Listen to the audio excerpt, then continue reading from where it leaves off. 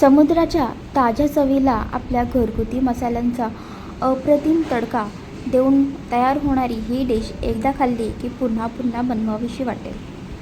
तर ही झटपट आणि चविष्ट रेसिपी कशी बनवायची, कोणते खास मसाले वापरायचे आणि परफेक्ट टेस्ट कशी मिळवायची हे जाणून घेण्यासाठी व्हिडिओ जो आहे तो शेवटपर्यंत नक्की बघा.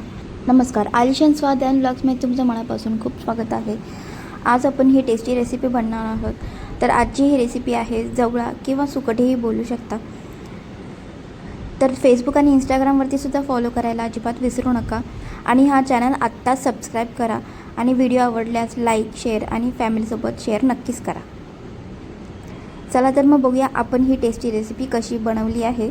तर आजची आपली ही रेसिपी आहे जवळा आणि सुकट. सगळ्यात आधी तुम्हाला अशा प्रकारचा बारीक जवळा जो आहे, जो मार्केटमध्ये भेटतो तो तुम्हाला घ्यायचा आहे. तर एकदम बारीक जवळा जो असतो तो तुम्हाला घ्यायचा आहे आणि एकदा स्वच्छ पाण्याने धुवून घ्यायचा आहे आणि त्यानंतर सुकवायचं आहे. तुम्हाला थोडं पंख्याखाली सुकवू शकता आणि त्यानंतर तुम्हाला एक तवा घ्यायचा आहे आणि त्यावरती हा जवळा जो आहे तो तुम्हाला तेल वगैरे काही न टाकता भाजून घ्यायचा आहे.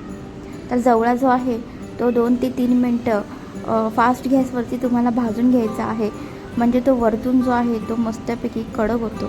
तर आणि त्याचा कलरही थोडा चेंज होतो आणि त्यानंतर तो तुम्हाला पाण्यामध्ये काढून घ्यायचा आहे आणि पाण्यामध्ये भिजवून घ्यायचा आहे.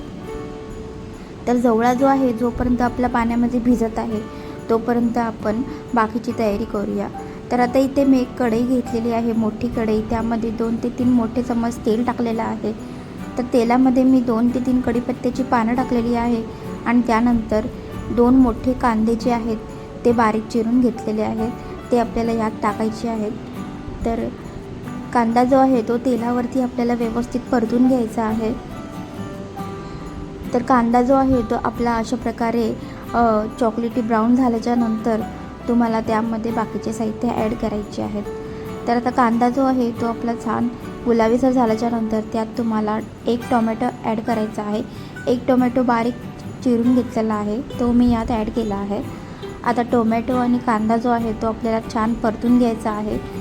टोमॅटो जो आहे तो आपला छान सॉफ्ट झाल्याच्या नंतर यामध्ये आपल्याला सुके मसाले ॲड करायचे आहेत. तर चवीपुरतं 1 चम्मच मीठ टाकलेलं आहे, 1 छोटा चम्मच हळद टाकलेली आहे, 1 मोठा चम्मच लाल तिखट ॲड केलेला आहे मी.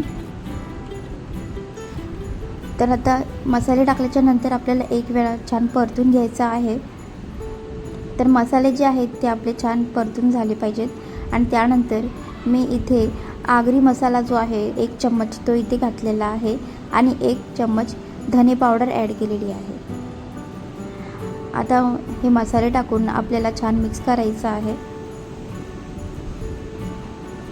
आणि त्यानंतर मी इथे 2 ते 3 पाकळ्या कोकम टाकलेला आहे. तर कोकम जे आहे ते तुम्हाला आवर्जून टाकायचं आहे. त्यामुळेच आपला जवळा जो आहे सुकट त्याला छान टेस्ट येते. तर मसाले करपू नये म्हणून मी थोडंसं पाणी इथे टाकलेलं आहे. तर मसाले जे आहेत ते पाणी टाकल्यावर आपले छान एकजीव होतील.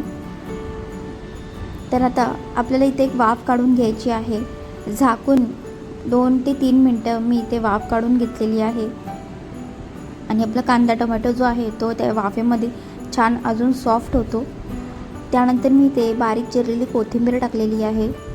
तर कोथिंबीर टाकून एकदा तुम्हाला मिक्स करायचं आहे आणि त्यानंतर आपण जो भिजत ठेवलेला जवळा जो होता तो यात तुम्हाला घालून घ्यायचा आहे.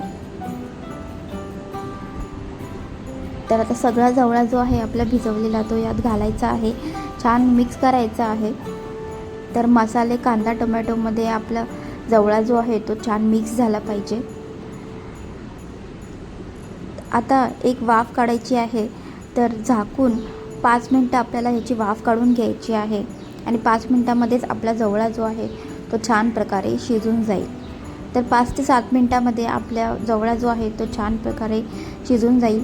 अजिबात पाणी जास्त नाही टाकायचं आहे तुम्हाला. हा सुक्का जवळा मी बनवत आहे त्यामुळे मी जास्त पाणी नाही टाकलेलं आहे. तर आपला जवळा जो आहे सुकट आपली रेडी झालेली आहे. तर आता आपण छान प्लेटिंग करून घेतलेली आहे. वरतून थोडीशी कोथिंबीर टाकायची आहे. तुम्ही हा जवळा डाळ भातासोबत, भाकरीसोबत तर खूपच अप्रतिम लागतो. एकदा नक्कीच ट्राय करा. चपातीसोबतसुद्धा तुम्ही ही खाऊ शकता. ही रेसिपी तुम्ही मुलांच्या टिफिनलासुद्धा देऊ शकता.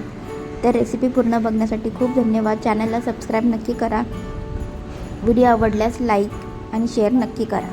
भेटूया पुढच्या अशा एका इंटरेस्टिंग रेसिपीसोबत. तोपर्यंत मस्त खा, स्वस्त राहा.